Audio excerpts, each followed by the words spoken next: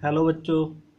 जो पिछला लेक्चर था उसमें मैंने आपको अवतल दर्पण के द्वारा विभिन्न जो प्रतिबिंब बनाने वो सिखाए थे। लेकिन जो आपके होमवर्क, कुछ बच्चों के होमवर्क मेरे पास आए तो उसको देख के मुझे लगा कि अभी आपको इसकी पूर्ण जानकारी नहीं हुई है, तो उसमें कुछ कमी है। तो मैं आज आपको थोड़ा और अच्छे तरीके से प्रतिबिंब बनाना सिखा रहा हूँ। तो अवतल दर्पण के छः नहीं, उनमें से सिर्फ एक जो है वो आज मैं आपको बनाना सिखा रहा हूँ, ताकि आपको आइडिया हो जाए कि इसको कैसे आपको बनाना है। तो सबसे पहले आपको तीन चीजें लेनी है। एक तो स्केल लेना है, और एक प्रकार और पेंसिल लेनी है। तो जो स्केल है उसके अंदर आपने देखो, ये जो प्रकार जो खोलनी है ना, वो लगभग आपको कम से कम 6 सेंटीमीटर जरूर खोलनी है। छोटी, अगर इससे कम आप खोलोगे, 6 सेंटीमीटर से कम, तो जो प्रतिबिंब है वो उतना अच्छा नहीं बनेगा। तो आपने एक जगह पे देखो प्रकार की ये नोक रख के, और ये देखो एक चाप लगा देनी है। तो चाप थोड़ी सी बड़ी लगाना आप, क्योंकि बाद में अपने को इससे फायदा मिलता है। तो जहां पर आपने नोक को रखा है, प्रतिबिंब की नोक को रखा है, उस पॉइंट को आपने ध्यान रखना है। और ये चाप लगा दिया आपने। तो जैसे यहाँ पे मैंने रखा है इसकी नोक को, तो इसको मैं हाईलाइट कर देता हूँ, क्योंकि ये वक्रता केंद्र है। ये जो बिंदु है ये आपका वक्रता केंद्र है, सी है, ये वक्रता केंद्र है। और ये जो आपने चाप लगाई है, इस चाप को भी आपने माप लेना है। तो जैसे यहाँ पर ये चाप है, लगभग ये 8 सेंटीमीटर की है। तो ये 8 सेंटीमीटर की चाप लगाई है, तो इसके बिल्कुल बीच में आपने एक निशान लगा देना है। और इसको फिर ये बीच वाले निशान को आपने ऐसे मिला लेना है। तो इससे आपको ये ध्रुव ध्रुव को इंगित करने में आसानी हो जाएगी। ध्रुव को आप आसानी से इंगित कर सकते हो। तो ये जो जिस पॉइंट पे ये दर्पण को टकरा रही है, दर्पण को आप ऐसे ऐसे करके अब निशान लगा सकते हो। तो इससे जो है ये दर्पण का चिन्ह बन जाएगा। इसके बाद देखो ये पॉइंट है जो जहाँ पे दर्पण को ये रेखा मुख्य अक्ष टकराता है, ये आपका अपोल हो गया है। अब ये 6 सेंटीमीटर की आपने रेखा खींची थी, तो ये इसका बिल्कुल बीच में जो 3 सेंटीमीटर पे निशान बनेगा, ये आपका बनेगा मुख्य फोकस। क्योंकि ये जो वक्रता त्रिज्या का जो फोकस दूरी होती है, वो वक्रता त्रिज्या की, ये वक्रता त्रिज्या है, पी और सी ये वक्रता त्रिज्या है, और पी एफ जो है ये फोकस दूरी है। तो फोकस दूरी वक्रता त्रिज्या की आधी होती है। तो इस प्रकार आपने ये जो है एक डायग्राम बना लेना है। इसके बाद आपने क्या है, वस्तु को रखना है। तो यहाँ पे हम वस्तु को रख रहे हैं सी और एफ के बीच में।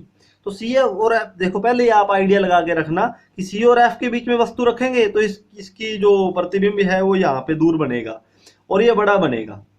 ठीक है, तो इसलिए हम वस्तु को थोड़ा छोटा बनाएंगे, क्योंकि इसका प्रतिबिंब जो है वो बड़ा बनने वाला है।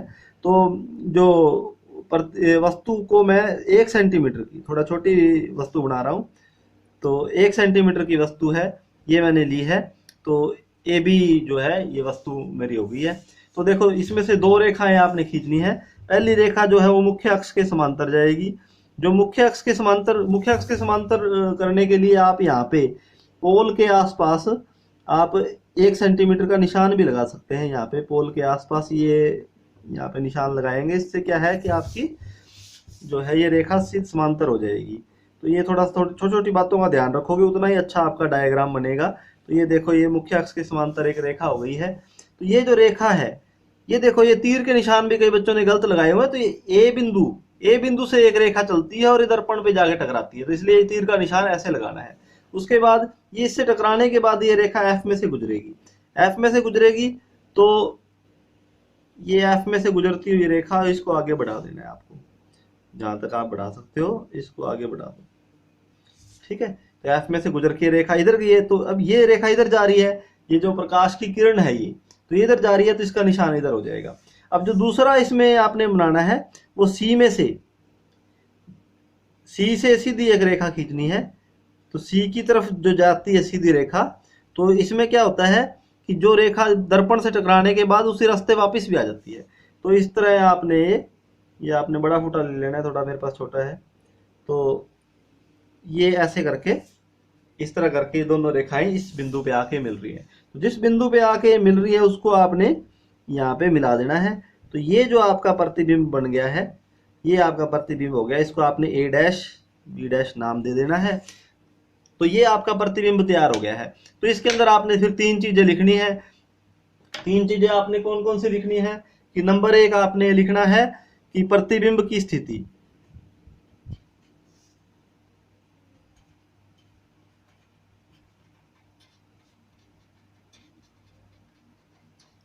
तो इसमें प्रतिबिंब की जो स्थिति है वो कहां पे है, वो है सी से परे,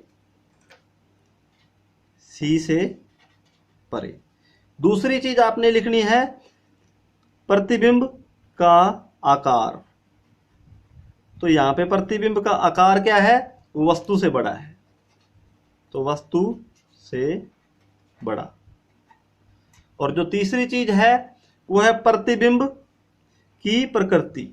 ये 3 चीजें आपने लिखनी है। एग्जाम में भी आपको ये 3 चीजें पूछी जाएंगी कि स्थिति, आकार और प्रकृति बताओ, और ये ऐसा डायग्राम बनाओ कि वस्तु एफ और सी के बीच मध्य है तो उसका एक डायग्राम बनाओ और ये 3 चीजें बताओ, स्थिति, आकार और प्रकृति। तो इसलिए मैं पर्टिकुलरली ये तीनों चीजें आपको बता रहा हूं। तो प्रतिबिंब की प्रकृति क्या है, तो ये वास्तविक है प्रतिबिंब, क्योंकि ये रेखाएं वास्तव में मिल रही है यहाँ पे, तो ये वास्तविक हो गया प्रतिबिंब।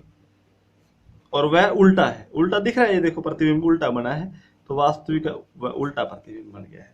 तो इस प्रकार आपने जो है अवतल दर्पण के अलग अलग डायग्राम जो है वो बनाने हैं। इसके बाद आज जो हम कर रहे हैं वो कर रहे हैं उत्तल दर्पण।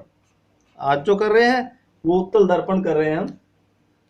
तो उत्तल दर्पण में आपने क्या करना है, देखो कितना जैसे डायग्राम जो है ऐसे साफ साफ डायग्राम बनाने हैं आपने अच्छे अच्छे। तो इसमें भी वही 6 सेंटीमीटर या ज्यादा भी कर सकते हो, 8 भी कर सकते हो। तो 6 सेंटीमीटर की प्रकार खोलनी है, एक चाप लगानी है, इसमें उल्टी साइड चाप लगानी है क्योंकि हमने वस्तु इधर रखनी है ना, तो इसलिए अब इसमें जो केंद्र है वक्रता केंद्र इधर हो जाएगा। फिर वही कि इसका लगभग बीच का पॉइंट लेके और ये आपने मुख्य अक्ष बना देना है। और ये जो P है इसका जो ध्रुव है P और C का जो मध्य बिंदु है उसको F नाम दे देना है। और अब इसमें वस्तु को आपने अनंत पे रखना है, बहुत ज्यादा दूरी पे रखना है वस्तु को। तो जब वस्तु अनंत पे हो जाएगी तो उससे जो प्रकाश की समांतर किरणें ऐसे ड्रा करनी है, जो प्रकाश की समांतर किरणें आएंगी तो वो दर्पण से आर पार तो जा नहीं सकती, लेकिन आपने क्या करना है, इसमें आपने करना है कि ये फुट्टा लेके और जो जिस बिंदु पे ये टकराई है किरण उसको F से मिलाने की, डॉटेड से मिला देना है और इधर सॉलिड लाइन से आपने आगे बढ़ा देना है। तो क्योंकि टकरा के ये किरण इधर जाने वाली है तो इसको हम पीछे जो है वो डॉटेड लाइन से मिला रहे हैं F से।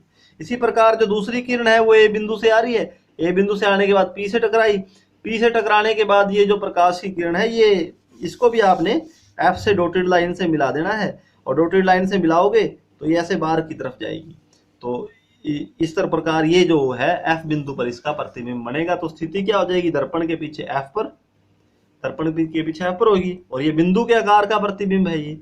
और ये प्रतिबिंब सीधा होएगा क्योंकि जो पीछे प्रतिबिंब बनता है वो सीधा और आभासी होता है, इसलिए इसको हमने सीधा और आभासी कह दिया है।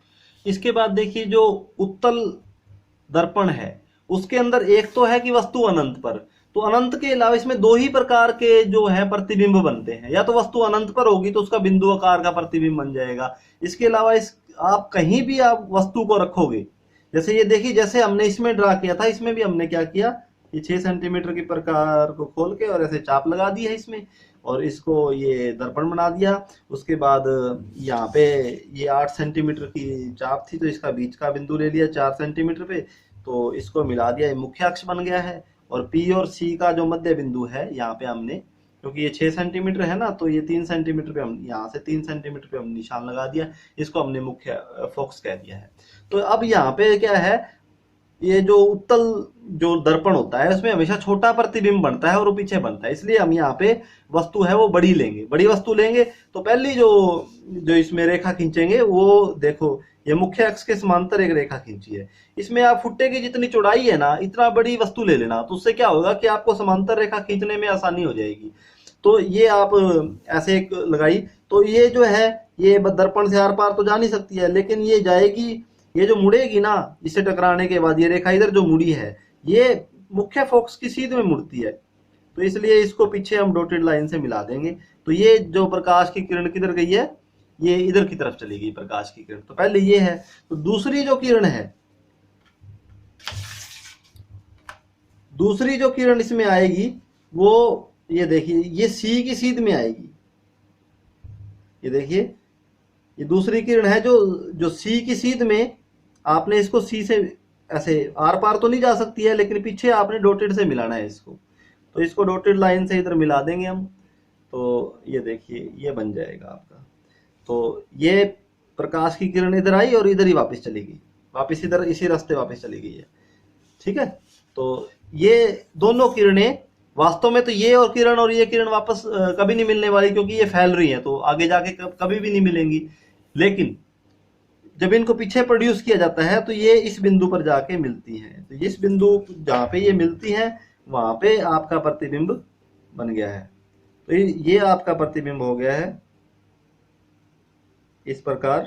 तो इसको आपने डॉटेड बनाना है ताकि ये पता चले कि ये जो प्रतिबिंब है ये आभासी है। तो ये ए डैश बी डैश आपका प्रतिबिंब हो गया और ए बी आपकी ये आपकी वस्तु हो गई है। तो इस प्रकार आपने साफ साफ डायग्राम बनाने। तो इसके अंदर जो प्रतिबिंब बन रहा है उस प्रतिबिंब की स्थिति कहाँ है, दर्पण के पीछे कहाँ है, पी ध्रुव और मुख्य फोकस के बीच में, पी और एफ के बीच में। उसका आकार देखो, ये वस्तु बड़ी है इसका और इसका आकार छोटा है, तो वस्तु से छोटा हो गया। और इसकी प्रकृति क्या है, सीधा प्रतिबिंब है और आभासी है। आभासी क्यों है, क्योंकि इससे टकराने के बाद एक किरण इधर चली गई और दूसरी किरण यहां से जाने के बाद इधर चली गई। तो दोनों किरणें ये वास्तव में नहीं मिल रही हैं, पर ये मिलती हुई प्रतीत हो रही हैं। और जब किरणें मिलती हुई प्रतीत होती हैं तो प्रतिबिंब आभासी होता है।